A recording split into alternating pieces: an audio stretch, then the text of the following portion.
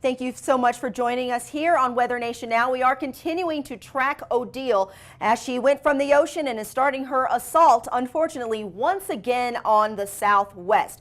Just like Norbert did last week, we're dealing with some of the flooding issues, dealing with this particular storm. Now let's go ahead and take a look at our satellite and radar right now. And as you can see the greens and the yellows down to the south of Sierra Vista. That is what's moving into the Tucson area, I should say, and also to points off to the east as well, into Las Cruces and into parts of Texas. Now the latest information we have is out of Sky Harbor Airport. They've already had about 3 inches plus rain. I'm telling you folks, it's been a very busy rainy season for us. And of course, we have been tracking Odile. And as we also mentioned last night, we are sending a crew down there. And here we are on the scene. We have John Van Pelt. Thank you so much. Weather Nation's John Van Pelt has been following this particular system for the last few days. Thank you so much for following it with us, John.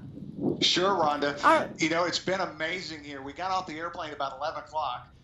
Less than an hour later in Phoenix, we looked at cloudy skies. Within moments of us just seeing clouds and not one drop of rain, we had a big band come through. It had to be 2 or 3 inches an hour at least, because within just a few minutes, the streets were flooded, water was gushing off every rooftop, and it was almost like being in a hurricane or a tropical storm as the full system came ashore. Right. I was just about to ask you how your journey was, because a lot of times with these systems, you get more bands, so it's not always just this constant flow, is it?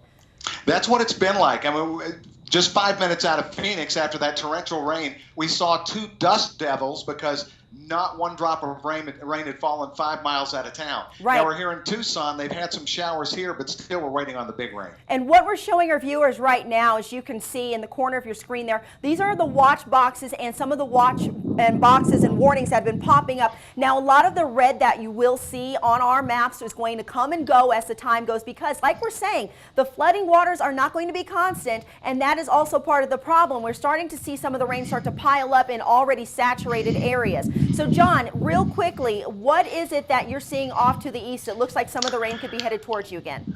Yeah, over the mountains we can see really heavy rainfall heading this way from the east, and we're going to head that way actually. What's kind of frightening here is not the rain that is coming, but that a lot of people here still are not heeding the warnings and the watches. All right. And that's always very, very important. Hey, John, thank you so much for helping us. And also, you be careful out there, all right? Sure will. Thanks, Rhonda. All right, all right. So back to our map here. As you can see, we're going to continue to track Odile over the next few days. Low pressure still building in from Odile, going to give us some rain showers. Now, unfortunately, it's not going to be one of these systems that just quickly goes away. We get the southwest, but then the folks in the Midwest, you could be next. So keep an eye on this. We'll, of course, keep you ahead of the storm. Keep it here.